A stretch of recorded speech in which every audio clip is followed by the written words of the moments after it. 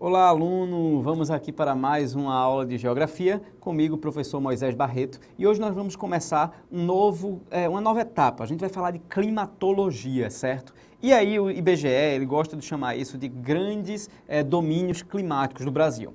Sendo que, para você entender os grandes domínios climáticos, as suas características, as suas peculiaridades e a variedade deles nesse país, você vai ter que entender primeiro sobre climatologia. Se você não entender quais são os elementos climáticos, os fatores climáticos, entender como forma, qual a diferença da altitude para a pressão, para a radiação, o que é que isso influencia, o que é que tem a ver, se você não entender isso, você não vai conseguir entender os climas brasileiros. Então, você não vai entender porque no Nordeste brasileiro temos um semiárido, você não vai entender porque lá no Sul temos um clima subtropical, um clima mais próximo ao temperado, digamos assim, o famoso temperado, aquele que você conhece, 4 estações bem definidas, primavera, verão, outono e inverno.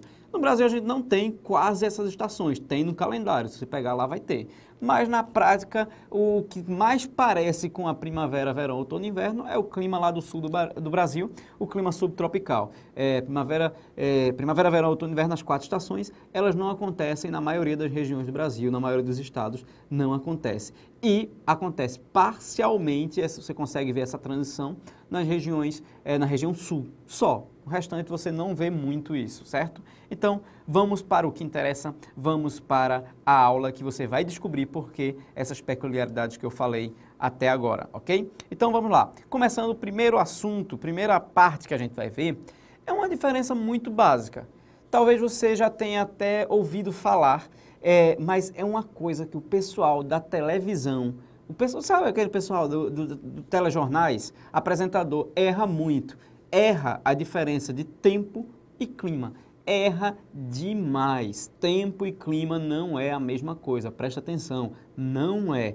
Quando o cara lá do jornal, ele chega assim para a mulher do tempo, chega assim e diz, olha, como é que tá o clima aí hoje em Salvador?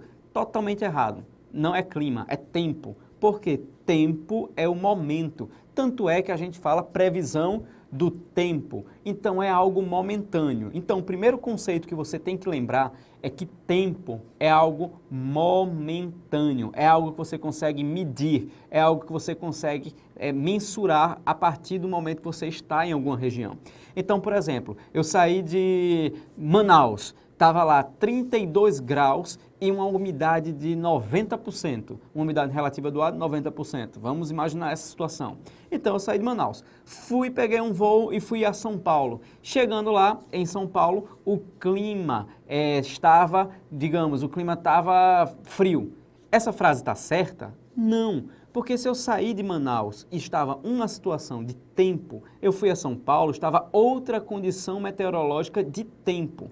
Agora, se eu dissesse que Manaus e São Paulo têm climas diferentes, estaria certo. Sabe por quê? Porque o clima é uma sucessão de espaços, sucessão de estados de tempo. Ou seja, acontece que os cientistas, eles estudam isso há muito tempo atrás, eles estudam e percebem que por exemplo, um exemplo clássico, todo mês de junho, julho, chove na região litorânea do Nordeste. Então, por exemplo, Pernambuco, toda a região da Zona da Mata, chove a partir de maio, junho, julho, vai até agosto, essa chuva. Isso acontece há muito tempo. Então, assim, o clima é quando nós temos uma condição meteorológica repetida por muito tempo. Então, os cientistas, eles adotam como critério base 30 anos. Ou seja, com 30 anos, se o clima e se o tempo ficar todo repetido, nesse ano aconteceu tal, choveu aqui em julho, no ano seguinte também choveu em julho, no ano seguinte, então quer dizer que o clima daquela região vai se caracterizar por um mês de junho e julho chuvoso, como é o de Recife, como é o de João Pessoa, de Aracaju, por exemplo, e de outros estados de outras cidades da região litorânea do Nordeste, certo? Então, resumindo, clima é uma sucessão de estados de tempo. Tempo é o estado momentâneo da atmosfera. Eu sempre brinco, eu sempre tenho uma dica para o pessoal lembrar direitinho como é que funciona. É justamente o seguinte, você tem que lembrar assim, ó. Quando você estiver lá com a sua boizinha, você vai dar uma cantada, você está de olho, você está na balada, tuts, aquele negócio todo eletrônico lá. Aí se você chegar para ela e disser assim, olha, pintou um clima entre nós, você está enganado, porque não pintou um clima. Se foi algo momentâneo, você tem que chegar para ela e dizer, pintou um tempo. E aí você começa a conversar com ela por causa disso. Então, além de concurso, você está tendo dicas de conselheiros amorosos aqui comigo. Então, veja só. Quando você casar, depois de passar 30 anos de relacionamento, você pode chegar para a sua digníssima esposa e dizer a ela, olha, pintou um clima entre nós, porque aí você viu que sucedeu-se estados de tempo com aquela mesma pessoa. Ficou a dica? Prestou atenção? Então vamos tentar prosseguir. Entendeu? Tempo, clima, seguindo. Só a primeira parte, hein? Opa, passei direto. Deixa eu voltar aqui. Pronto, opa, aqui. Opa, passei? Aqui, pronto, quase eu não consigo. Então, vejam só, uma coisa que é importante, preste atenção, muita atenção. Tem duas condições.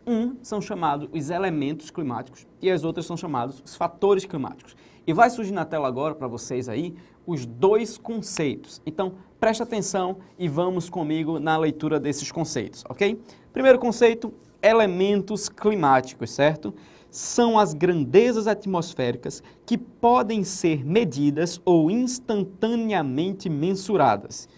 Radiação, temperatura, pressão e umidade. Veja só, presta bem atenção, instantaneamente mensuradas. Se é algo instantâneo, os elementos climáticos serão aqueles que vão servir para você saber as condições meteorológicas, as condições de tempo, ou seja, está com uma insolação muito alta, está com um nível de radiação ultravioleta, né? Ultraviolenta não, porque senão ia ser muito agressivo o sol, então é ultraviolenta, ou ultravioleta, até eu confundi, ultravioleta. Temos dois tipos de raio ultravioleta, a gente vai estudar em outro momento, UVA e UVB, certo? Que basicamente são os raios que fazem mal à nossa pele. Para você que que gosta de ficar torrando, feito galeto de padaria no sol, saiba que pode estar lhe prejudicando, pode causar câncer a radiação solar. Em alguns lugares, essa radiação é mais forte, em outros, ela é um pouco menos forte. Eu só dei uma introdução, a gente vai falar de radiação mais à frente, certo? Mas é isso, é momento, ou seja, os elementos climáticos são momentâneos, acontece naquele momento e pronto. O outro conceito é o seguinte, são os fatores climáticos. Então, veja aí na tela, os fatores climáticos que vão surgir. O conceito são as condições que determinam ou interferem nos elementos climáticos e os climas deles resultantes. Exemplos, latitude, altitude, massa de ar, correntes marinhas, maritimidade e continentalidade. Presta atenção, gente. Vejam só. Conversando com vocês rapidinho. Esse aqui a gente vai deixar para uma outra aula, certo? Os fatores. É muito longo, são muitos detalhes que você vai precisar aprender. Na aula de hoje, na aula de agora, que vocês estão assistindo aí, a gente vai trabalhar apenas os elementos climáticos, ok? Então, que fique claro para você que em outro momento, nós vamos trabalhar os fatores. Então, vamos agora para os elementos climáticos. Primeiro elemento climático que vai surgir aí para vocês é a radiação. Aí já temos na ordem, né? Radiação, temperatura, pressão atmosférica e umidade do ar. Porém, eu queria conversar com vocês rapidinho primeiro sobre radiação. Eu já estava falando sobre ela anteriormente. Então é o seguinte, é a quantidade de calor, a gente chama de ondas eletromagnéticas do Sol, certo? Claro que isso é um assunto que não vai cair na prova falando sobre magnetismo solar. Então, se fosse uma prova de física, cairia. Mas de geografia você precisa saber esse básico. É a quantidade de calor através das ondas da energia solar que vem à Terra. E aí há o processo de radiação e o processo que a gente chama da reflexão dessa luz. Então, assim, as pessoas confundem muito. Porém, o calor da Terra, o Sol aquece a Terra de baixo para cima. Como assim, professor? Quanto mais baixo você tiver, mais calor vai ter. Porque o que aquece a Terra é a volta desse calor ao espaço. Então, vamos imaginar que nós temos um raio solar vindo aqui nessa direção, ele veio, bateu aqui na Terra. Ele só vai aquecer a partir do momento em que ele for voltando e sendo refletido para o espaço. Isso é a radiação. É por isso que em regiões mais altas faz mais frio. É porque quanto mais alto, menos calor do Sol vai ter acumulado naquele local. Parece contraditório, né? Teoricamente, quanto mais alto, mais perto do Sol. Mas se você entender que a radiação solar, com seus raios UVA e UVB, eita, quase não sai. Eles utilizam a partir do inverso, ou seja, bate e volta, você vai entender tranquilamente porque a altitude ela vai influenciar de uma forma significativa no clima, não no tempo. Quanto à radiação, se tiver, lógico, poucas nuvens no céu, se nós tivermos uma região que esteja, por exemplo, próxima à linha do Equador, se a gente tiver uma região que tenha uma grande quantidade de radiação solar, é lógico que vai estar mais quente. Então, um dos primeiros critérios é a quantidade de raios do Sol naquela determinada região. E isso vai determinar, primeiro, as condições meteorológicas. E, consequentemente, vai determinar o segundo ponto que nós temos aí, que é a temperatura. Então, vejam, o que é a temperatura? É justamente a medição da quantidade de calor que nós temos em um determinado momento na atmosfera. Sabe o termômetro que você pode usar? Seu celular pode ter termômetro e você nem sabe. Alguns celulares mais modernos, nem tão modernos, mas são chamados top de linhas, até os do passado lá. Eu não vou citar aqui não para não fazer propaganda da Samsung e da Apple, apesar de que eu já falei o nome delas agora. Mas enfim, alguns celulares do passado, eles vêm com esse mecanismo de um termômetrozinho para medir a temperatura, medir a altitude, medir algumas coisas, tipo uma bússola que vem dentro dele. Outros vêm com GPS e tal. E com o tempo foram tirando alguns desses. Então tem celulares hoje que não tem termômetro, não tem nada, porque a gente tem uma coisa chamada internet. Então, a internet, você tem um aplicativo e lá você vê o momento em que está sendo capturado, momento que está sendo capturada aquela temperatura. Então, por exemplo, você está aí, sei lá, você está em João Pessoa. Você está lá em João Pessoa, pegou aquele papelzinho, pegou o celular, viu lá, João Pessoa está fazendo 32 graus nesse momento, de acordo com o aplicativo do celular conectado à internet, que por sua vez ele adquire esses dados através de um sistema de medição que a gente tem espalhado pelo mundo inteiro, vários sistemas de medição de temperatura, umidade do ar, etc. e tal. Então veja só, temperatura é a condição de quantidade de calor naquele determinado momento, ok? É uma coisa assim, muita gente confunde, principalmente porque os filmes americanos, eles não usam a temperatura em graus Celsius. No Brasil, nós utilizamos graus Celsius. Então, vai ter lá 32 graus Celsius, 40 graus Celsius, menos 1 grau Celsius. Usa-se a escala Celsius. Nos Estados Unidos, eles usam a escala Fahrenheit. É uma escala diferente. Então, não confunda. O IBGE ele vai adotar a escala Celsius. Nós estamos no Brasil. Então, por exemplo, quando você vê lá nos Estados Unidos 32 graus Fahrenheit, tá frio que só a gota lá. Então, aqui 32 graus Celsius já é um absurdo de calor. A gente já começa a derreter feito gelo. Então, não que a gente vá derreter feito gelo, mas é só uma expressão. Então, veja só. Então, assim, nos Estados Unidos é diferente daqui a medição. Para o concurso do IBGE, para outros concursos nacionais, eles vão utilizar apenas os graus Celsius, ok? Fique correto disso, fique certo disso. Se ele botar Fahrenheit, ele vai ter que dizer o que é que equivale Celsius e Fahrenheit, porque ninguém é obrigado, de acordo com a convenção internacional, a saber como é os Fahrenheit. Porque os Estados Unidos escolheu, só ele tem. Mas ninguém usa o Fahrenheit, só os Estados Unidos, certo? Só eles são os diferentões. Então, deixa ele lá. Temperatura ficou claro? Então, radiação, a quantidade de ondas solares que vêm em direção à Terra. Temperatura, a quantidade de calor que foi absorvida pela Terra, que está ali naquele momento. A próxima coisa é pressão atmosférica. Então, observa comigo aí, pressão atmosférica e depois umidade do ar. Eu vou mostrar aqui logo uma coisa sobre pressão atmosférica para vocês ficarem cientes do que da confusão que é a pressão atmosférica, certo? Então, veja só. Primeiro, respire, acalme, porque pressão atmosférica é complicado. Então, momentos de tensão. Não vai ter a música do Caldeirão do Hulk, então fique tranquilo. Vejam só, é o seguinte, Quanto maior a altitude, menor a pressão. Quanto mais frio, maior é a pressão. Vocês vão ver na tela agora esses conceitos. Olhem aí, vejam só. Quanto maior a altitude, menor a pressão. Quanto mais frio, maior é a pressão.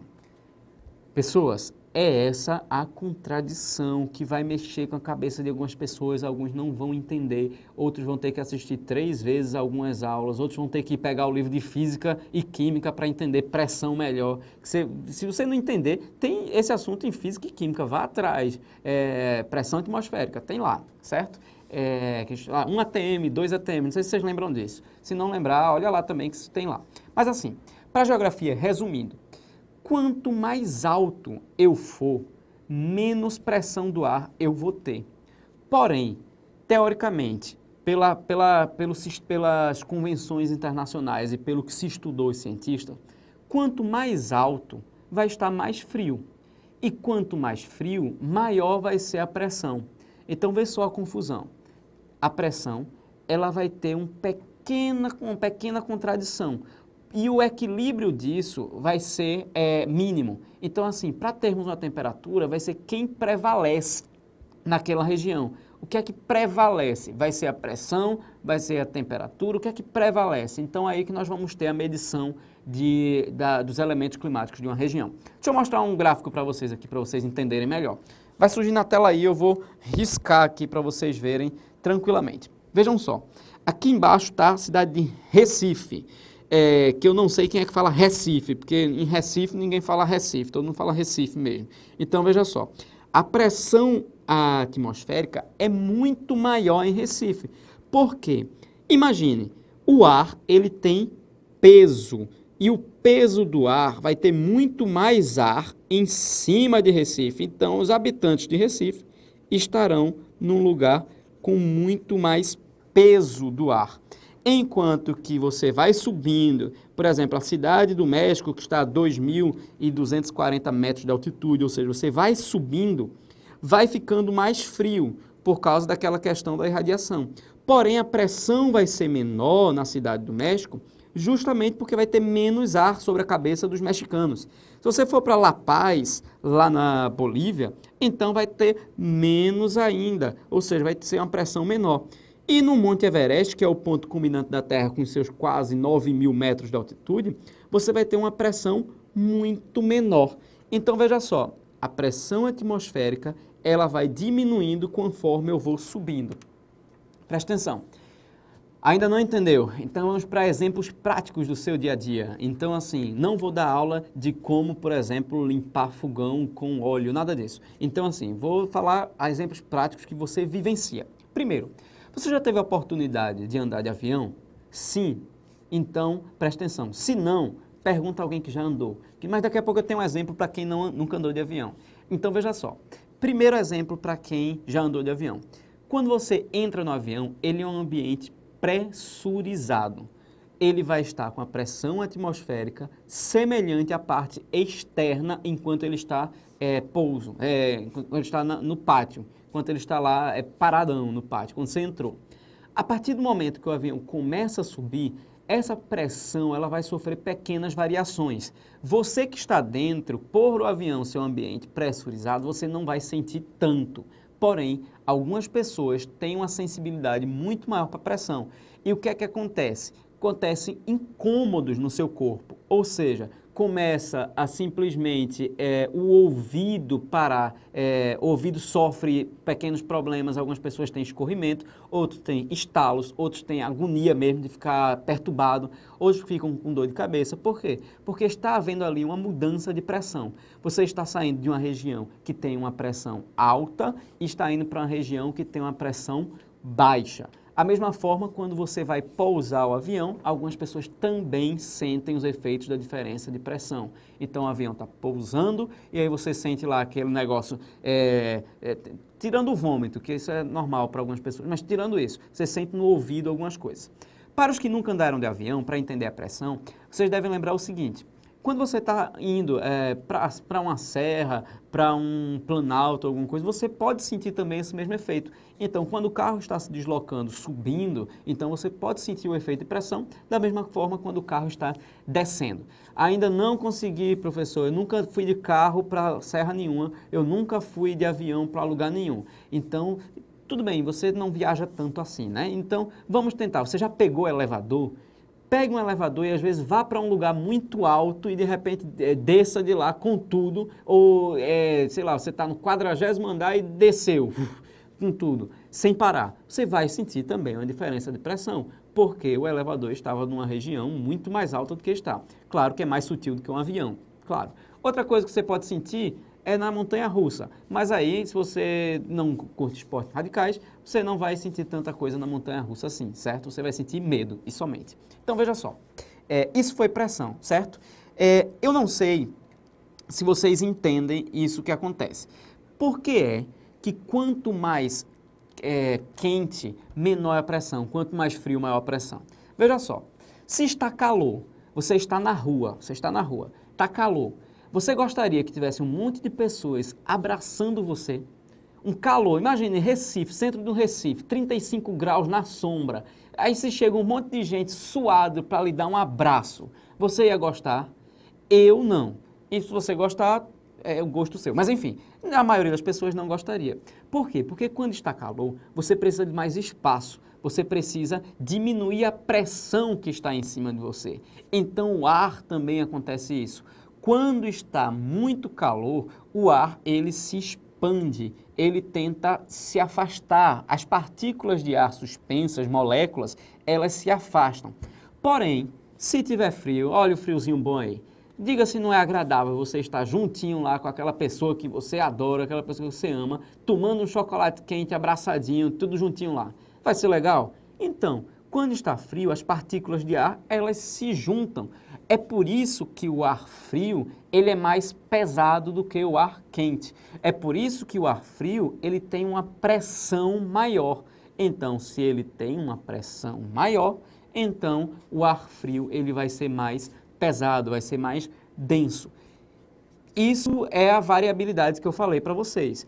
Porém, em algumas regiões, outras coisas prevalecem. Alguns times brasileiros, eles foram jogar na Bolívia, em La Paz, por exemplo, eles já jogaram. Eles jogam lá contra o The Strongest, é um time que tem lá. Às vezes eles vão jogar na Venezuela também, pela Libertadores da América. O que é que acontece com esses jogadores? Muitos, eles sofrem o problema do ar rarefeito. Por quê? Conforme eu disse a vocês, quanto mais alto eu estou, menor é a pressão, então eu tenho menos ar, digamos assim. Ou as moléculas estão mais afastadas, quanto mais alto eu vou subindo. Então, se as moléculas estão mais afastadas, lógico que você vai ter maior dificuldade para respirar. Quem está numa cidade como Recife, ao nível do mar, tem muito mais oxigênio perto para respirar. Respira, já está oxigênio. Quem vai lá para cima, para 4.000 metros de altitude, 3.000 não sei quantos metros, tem bem menos oxigênio. Os jogadores sofrem, inclusive alguns têm que usar máscara de oxigênio de vez em quando. Corre, de repente está faltando ar, corre para o banco de reserva, bota uma máscara, respira oxigênio, depois volta para não ter um problema mais sério. Então, isso foi pressão. E aí nós temos um exemplo da circulação geral da atmosfera, certo? Então vejam só, vejam comigo, na tela aí vai aparecer tudo azul para vocês, isso aqui é o nosso planeta com a circulação geral.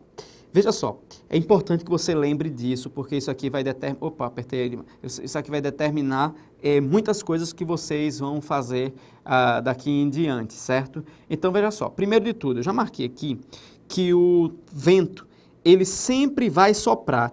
Eu estou dizendo sempre, porque é sempre. Deixa eu botar aqui, sempre, para ninguém esquecer.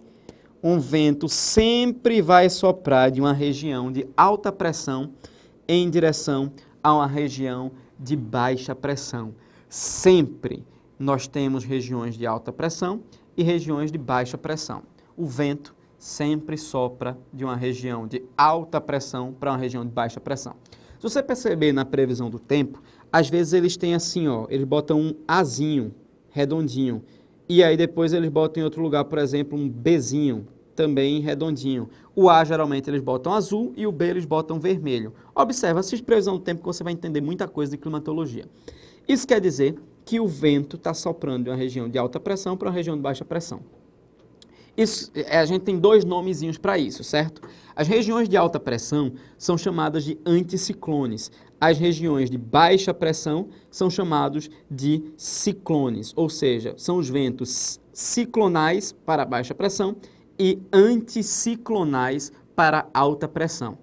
As de alta pressão expulsam o ar, as de baixa pressão recebem o ar. E é assim que funciona a nossa circulação geral da atmosfera. E nós temos alguns ventos importantes que vale a pena nós lembrarmos. Primeiro, os ventos alísios, que eles sopram dos trópicos em direção ao Equador. E os ventos alísios, eles podem ter norte ou sul. No caso dos ventos alísios, nós temos os alísios, que vão girar em direção à linha do Equador, e nós temos os contralísios, que eles giram em direção de volta aos trópicos. Por quê? Imagine comigo, olha aqui para mim, veja aqui minha imagem e veja o seguinte. Imagine que eu seja a linha do Equador, certo? Isso que eu vou fazer pode parecer um pouco estranho, mas vai lhe ajudar a entender melhor. Então veja só, imagine que eu seja, meu centro aqui seja a linha do Equador. E nós vimos com os ventos alísios de um lado, aqui alísios do outro. Quando chegam esses ventos alísios, eles simplesmente estão em alta pressão. Então eles vão soprar em direção ao Equador, que é a região de menor pressão que nós temos na Terra, de baixa pressão. Então soprou em direção ao Equador. Quando chegam no Equador, esses ventos alísios vão aquecer. Eles vieram frios, com alta densidade. Quando chegaram aqui no Equador, eles vão aquecer. E o que é que acontece com o aquecimento dos ventos alísios? Presta atenção. Ele fica mais leve. Se ele fica mais leve, ele vai subir. Então, ele volta para as porções superiores da atmosfera. E após isso, nós temos um movimento de rotação da Terra que vai empurrar esses ventos de volta aos trópicos. Mas como é que ele vai cair lá nos trópicos? Porque se ele subiu, lá em cima é mais frio. E aí o que acontece? Se lá em cima é mais frio, ele vai se ficar mais pesado e vai descer. Se não tivesse movimento de rotação da Terra, seria um elevador.